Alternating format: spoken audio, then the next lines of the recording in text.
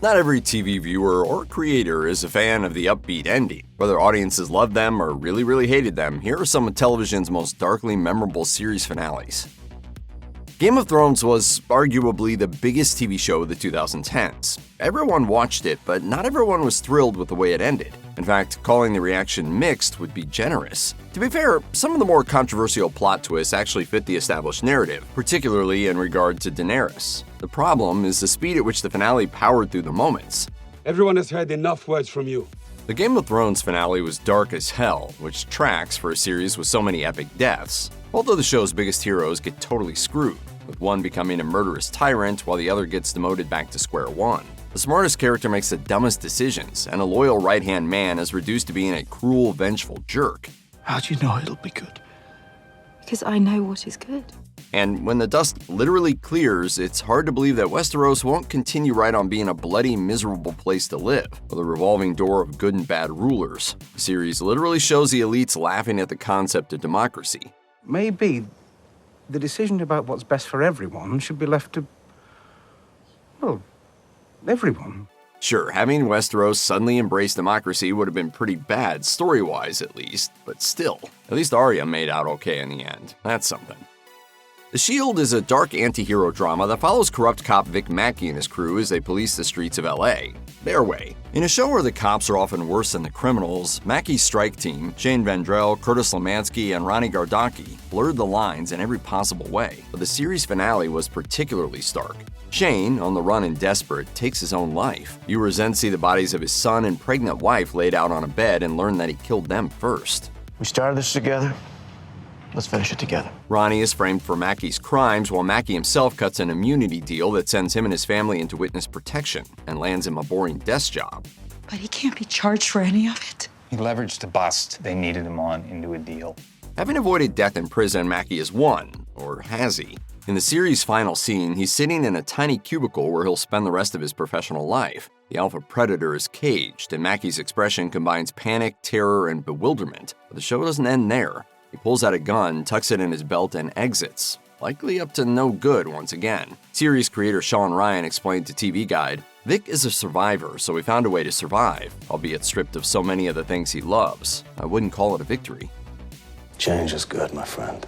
Unapologetically gritty, Sons of Anarchy told the pseudo-Shakespearean saga of a California motorcycle gang, focusing on Jax Teller, whose late father founded the organization. In the series finale, he ties up loose ends and sends his sons off to live with a kind-hearted Nero in a desperate attempt to break the cycle. I need you to promise that you'll make sure that my boys leave this place so they don't become what I've become. Teller, who has an APB out for him, then drives his bike down a California highway followed by an increasing number of police motorcycles and patrol cars. Finally, he lifts his hands from the handlebars and extends his arms, Christ-like. He very calmly closes his eyes, and the camera cuts away just as he's about to smash head-on into a tractor trailer. Speaking with Entertainment Weekly, series creator Kurt Sutter shared, "Not to be morbid, but I think the example I used was the idea of someone that's struggling or in a manic state or depressed or heavy-hearted, that when they make that decision to end it in some way, they're no longer burdened by whatever it is they're burdened by." Over the course of 7 seasons, the political journey of Vice President Selina Meyer consists of a seemingly endless series of humiliations, and the finale is no exception. In Season 3, she resigns and is named America's first female president, but being appointed isn't the same as being elected. In the series finale, Meyer wins the job after a hard-fought election in which she ruthlessly sells out everyone close to her, bowing to pressure and selecting jerk supreme Jonah Ryan as a running mate, and setting her loyal bagman Gary up as the fall guy for her Meyer Fund financial shenanigans. A time jump to 6 months later shows her as president, followed by another leap, this one 24 years in the future, to her funeral. The former president passed away earlier this week at the age of 76 or possibly 77, or according to some sources, 75. Held at the Selina Meyer Presidential Library, the funeral is sparsely attended. The only real mourner, surprisingly, is Gary, despite her having thrown him to the wolves. A news report eulogizes Selina, revealing a complicated legacy that includes permanently banning same-sex marriage. In the series' final moments, that news is interrupted by the news that Tom Hanks has also died. Hanks' death overshadows all mention of Myers, which absolutely tracks. During its 9-season run on ABC, Roseanne revolutionized the TV sitcom by depicting the hardscrabble life of the Connors, a blue-collar Illinois family struggling to make ends meet. The show took a dark turn at the end of season 8 when Dan Connor has a heart attack and nearly dies. The 9th season begins with Roseanne and her family winning $100 million in a lottery. I won the lottery!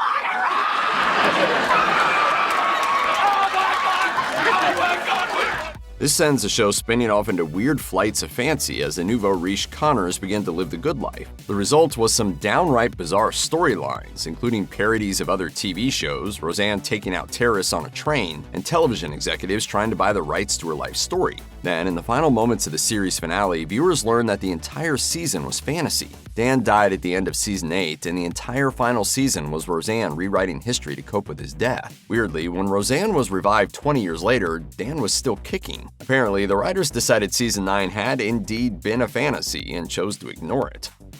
The Americans was the story of ultimate antiheroes Philip and Elizabeth Jennings, a middle-class suburban couple who were actually sleeper agents for the KGB. Strangers when they married, the two feigned a relationship that turned real over the years as they raised 2 children and spied from Mother Russia. As the series wound down, they were discovered and deported. They left their children in the US while they returned to a homeland they no longer recognize. In the final scene, the two look at the lights of Moscow. Who knows what would have happened here? I probably would have worked in a factory. They have no idea that their sacrifices have all been for nothing. Speaking to The Hollywood Reporter, showrunner Joel Fields explained, as they stand there looking over Moscow in the end, they've got no sense that the Soviet Union will ever fall. They're back behind the Iron Curtain and their children are on the other side. That's pretty tragic. 6 Feet Under was a drama permeated by dark comedy. It follows the Fishers and their family-run funeral home, and the finale was fitting for a series about mortality. In the final scene, the youngest Fisher sibling, Claire, drives off to begin her life, weeping as she says goodbye to her family. The episode then flashes forward to 2025 to a hospital room where she and her brother David look older. Their mother, Ruth, passes away. The show then gives us a montage of the other characters' deaths. David's husband, Keith, is shot to death by thieves while exiting an armored vehicle with bags of cash in 2029, while David has a fatal heart attack during a family gathering in 2044. Finally, Claire, now a very elderly woman, dies in bed in 2085. According to series creator Alan Ball, the death of Nate a few episodes before the finale sparked the idea for what would become an iconically dark series finale. He told Vulture, "Somebody said, we should just kill everybody." The writers all laughed, but Ball recalled whoever it was said, "No, I'm serious. We should jump ahead in time and see everybody at the moment of their death." At which point I went, "Of course. I mean, that's a perfect way to end the show. How else could you do it?" The sitcom How I Met Your Mother featured Ted Mosby telling his kids a 9-season saga of how his younger self met their mother. In the last season, viewers meet her, but the series finale included a huge and hugely depressing reveal. She was dead and had been for 6 years as a result of an unspecified illness. Fans were outraged. They couldn't believe the show ended on such a dark note. Series creators Craig Thomas and Carter Bays were hit with a tsunami of social media backlash by viewers who felt betrayed. But even a decade later, Thomas defended the decision to not give the characters the happily ever after ending viewers expected, telling people, "I look at the ending as an exploration of the fact that no matter how much Ted Mosby wanted to plan everything in life, it was never going to go according to plan. But if you go through life with an open heart, you can find a new plan in the end." When Charlie Sheen's infamous flameout led to his 2011 firing from 2.5 Men, he was television's highest-paid actor, earning a reported $1.8 million per episode. He was replaced by Ashton Kutcher, and the show soldiered on for 4 more seasons before coming to an end. Hit the road, Jack. The following season opened with Sheen's character Charlie Harper's funeral, revealing he'd run off to Paris to get married. Nothing could spoil it. Not even when I came home from shopping and found him taking a shower with another woman. She pushed him in front of an oncoming subway train. His body just exploded like a balloon full of meat. But the series finale revealed that he was actually alive. Suddenly, Charlie, played by a Sheen lookalike who was filmed from the back, arrives on the porch of his former home and rings their doorbell. At that moment, a piano crashes down on top of him, Wile E. Coyote style. The camera pans out to show series creator Chuck Lorre sitting in a director's chair. Winning. In his customary title card at the episode's end, Lorre admitted Sheen had been asked to return for the finale. The idea was for him to ring the doorbell, turn to camera, deliver a screed about drug abuse, explain that the rules don't apply to him thanks to him being a ninja warrior from Mars, then be crushed by the falling piano. You know, I get tiger blood, man. Lorre wrote, "We thought it was funny. He didn't." By the time MASH ended its run after 11 seasons, the series had lasted 8 years longer than the Korean War in which it was set. The series finale, Goodbye, Farewell, and Amen Man, was watched by a record-breaking 125 million people, becoming the most watched episode of scripted television ever. What was that like? Going home? Hilarious, amusing, genial, joyful, raucous? The episode was stunning in its bleakness. Wisecracking surgeon Hawkeye Pierce had had a breakdown and was in treatment in a psychiatric facility. During therapy, Hawkeye recalled a horrifying incident on a bus with some South Korean villagers, including a woman with a live chicken. When Chinese soldiers were in the vicinity, everyone on the bus had to remain completely silent to avoid detection, forcing the woman to smother her squawking chicken. Over the course of his sessions, Hawkeye finally confronts a horrific truth he'd been hiding from himself. The woman hadn't smothered a chicken, it was her own crying baby. While the episode was certainly dark, Aldo would not have had it any other way, telling the New York Times, "I was looking for stories, each in a different way, that showed how everyone left the war with a wound of some kind. Everybody had something taken from them, and Hawkeye was just one of them."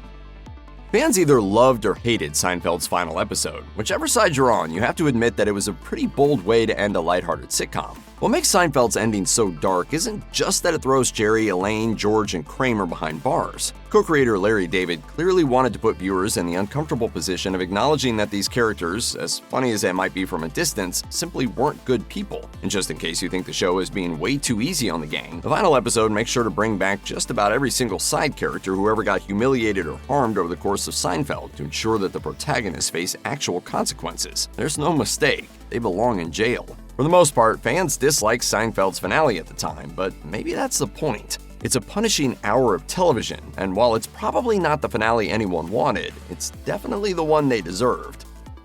Quantum Leap was an entertaining blend of science fiction, drama, and comedy. The premise of Dr. Sam Beckett leaping through time with only the holographic image of his buddy Al for support is pure sci-fi, and the idea that he could presumably only move forward by repairing the past meant that, from week to week, he could jump from crime thrillers to feel-good romances to straight up just being a monkey.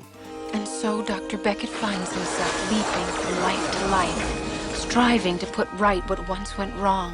The series finale begins with Sam realizing that he's leapt into his own body, but in an unfamiliar reality. Finding himself in a coal mining town in 1953 at the same moment of his birth, Sam chats with a mysterious bar owner who tells him that he's been in control of his own fate the whole time. Sam's need to help people has kept him from making the leap home. The divine bartender asks Sam if he's ready to finally have a normal life again. But Sam wants to take one final leap to prevent his friend Al's heartbreaking divorce. Successfully changing the course of Al's life, Sam leaps again and the screen fades to black. A hastily misspelled caption proclaims that Sam never returned home. Despite Sam's goodwill, he's still out there, forever, thanks to the show being canceled at the last moment.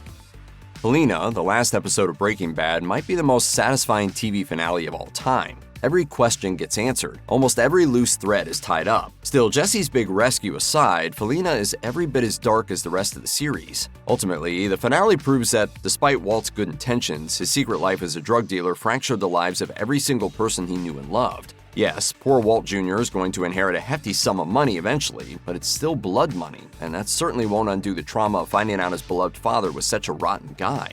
Although Walt manages to find it in himself to mount a big rescue mission for his partner Jesse, this hardly redeems his past actions. One of the darkest moments of Felina is Walt's final conversation with Skyler, when he admits that building his meth empire was never about his family. I did it for me. I liked it. Luke Cage was an honorable figure in Netflix's dark corner of the Marvel Cinematic Universe. Although he claimed that he wasn't heroic, his actions spoke louder than words. Whether Luke was bouncing bullets off his chest or facing down bad guys with his intimidating swagger, it's no wonder that he quickly became Harlem's hero. Yet, as the show's finale demonstrates, even Luke Cage is vulnerable to the dangers of power. When Luke's arch-enemy Mariah Dillard finally dies, poisoned by her estranged daughter Tilda, she has one last trick up her sleeve. She leaves her nightclub, Harlem's Paradise, in Luke's name, making the hero a de facto crime boss. Although Luke hopes he can stay true to his morals, his cold stare into the camera and the episode's final moments reveal an emerging dark side. Unfortunately, Netflix pulled the plug, leaving this culturally important series with a serious bummer of an ending. Dinosaurs was a cheerful ABC sitcom featuring a working-class family of prehistoric lizards dealing with the ups and downs of life. And if you grew up in the 90s, you probably expected it to appear here. Why? Because while plenty of sitcoms end on a bittersweet note, there's only one where the doofus dad helps cause the apocalypse. The show's finale, Changing Nature, is a subtle but powerful climate change allegory. Although the show doesn't beat its audience over the head with its message, it's nonetheless some incredibly depressing viewing. When series co-creator Michael Jacobs first proposed killing everybody off, ABC balked, but after some consideration, everyone saw that it was the right choice. Jacobs told Vulture, "I said, it's not the cast that we're trying to destroy, it's the entire world. My source for doing this is history." While Superman the Animated Series was a quality cartoon, it never quite escaped the shadow of its predecessor, Batman the Animated Series. However, while the Man of Steel's adventures often seemed lighthearted compared to the exploits of the Caped Crusader, Superman's finale left him hanging in a dark place. The two-part final episode, Legacy, features a mysteriously brainwashed Kal-El who believes he's the adopted son of Darkseid. This evil Superman is waging war on Earth in his villainous father's name. Of course, Superman soon recovers and delivers an unholy smackdown to Darkseid. But the people of Earth aren't about to just forgive and forget. Thanks to Darkseid, Superman's reputation on Earth is shot. Aside from Lois Lane and Jimmy Olsen, no one will move to help the disgraced Man of Steel. If you ask me, the bum ought to go back where he came from. That's how it ends. When the animated Superman returned in Justice League, this plot thread was never revisited. Now that Mark Ruffalo's Hulk is recognized as an honored member of the Avengers, it's easy to forget that 1977's The Incredible Hulk was a tale of true superhero tragedy. The sight of David Banner hitchhiking off to an uncertain fate as the famous Lonely Man theme plays remains a touching TV moment. The series itself took great pains to depict Banner as a decent man facing horrible circumstances. The Hulk wasn't a superhero, but a big green disease, and from week to week, Banner's goal was to find a cure, clear his name, and return to a normal life. Sadly, David Banner never gets a happy ending. The original show ended in an anti-climax, but thankfully the story continued in a series of TV movies. The last of those was titled The Death of the Incredible Hulk. In the film's climax, Banner's kindness towards so many others goes unrewarded. He's never cured, and he dies after falling out of an airplane. Suddenly, the Lonely Man is even sadder. A medical drama set in a rundown Boston hospital, St. Elsewhere was known for its gritty, realistic storylines. Often cited as one of the most influential shows of all time, St. Elsewhere also ends with the weirdest twist in television history. In the show's final moments, the camera pulls back from St. Eligius Hospital to reveal the building inside a snow globe. A young autistic boy named Tommy Westfall is staring into the globe, while his construction worker dad, whom viewers will recognize as Dr. Donald Westfall, one of the show's main characters, discusses the boy's condition. The entire show has apparently taken place within Tommy Westfall's mind. Here's where it gets stranger. As postulated by the late comic book writer Dwayne McDuffie, if St. Elsewhere was a figment of Tommy's imagination, then so are a shocking number of fictional characters and settings. St. Elsewhere boasted a surprising number of crossovers. If you connect the dots, other shows that happened in Tommy Westfall's imagination include Frasier, Homicide: Life on the Street, and The X-Files. Even the Marvel Cinematic Universe is subject to the Westfall theory. Mystery Science Theater 3000 is one of the most hilarious shows ever made, unless you directed one of the horrible movies they eviscerated. For years, the program showed an average guy, first Joel, then Mike, and his robot pals trapped on the satellite of love, forced to watch an endless stream of cheesy movies. 1999 marked the end of the Mike Nelson era, with the episode Diabolic. The final outing of the show's second incarnation found Mike and his robot friends Tom Servo and Crow crash landing on Earth. If that sounds like a happy ending, think again. Mike and the bots get settled on Earth, where the trio has rented a rundown apartment in Milwaukee. What do they do with their newfound freedom? They watch terrible B-movies. While the irony is funny, it also paints a grim portrait of Mike and the bots, implying they're never going to grow or get out of their bubble. Look, Nelson, move on. I am. The animated series Ed, Edd, and Eddy always had a bit of a dark side. Despite the show's light tone, the trio of Eds still seem isolated from their peers. Eddy, a boastful loser who's always trying to scam others and worships an older brother who looks down on him, is an especially sad character. That depressing subtext hit the foreground in the show's original finale, Take This, Ed, and Shove It. The episode begins like any other, but during the second part, Eddy gets hit on the head and awakens as a bitter old man. The entire series has been Eddy remembering his lost youth. Old Eddy spends the rest of the episode trying to escape his fate, but in the end, all he can do is accept it. For a cartoon, that's a pretty depressing way to go out. However, the show proved popular enough to spark a revival, and an additional 2 seasons followed. Nonetheless, the fact that this episode was intended to be the last we saw of the Eds is definitely a shocker. No list of dark TV finales is complete without the final episode of The Sopranos. What's darker than leading the audience to believe something horrible is about to befall the main character and then cutting to black? In the years since The Sopranos ended, creator David Chase has expressed no regrets about being so cruel to his audience and continues to be ambiguous about Tony Soprano's fate while admitting that the finale was more controversial than he expected. In a 2015 interview with the Directors Guild of America, Chase stated, "I thought the ending would be somewhat jarring, sure, but not to the extent it was and not a subject of such discussion. Nonetheless, you have to give Chase credit. There's a reason people still debate this ending today."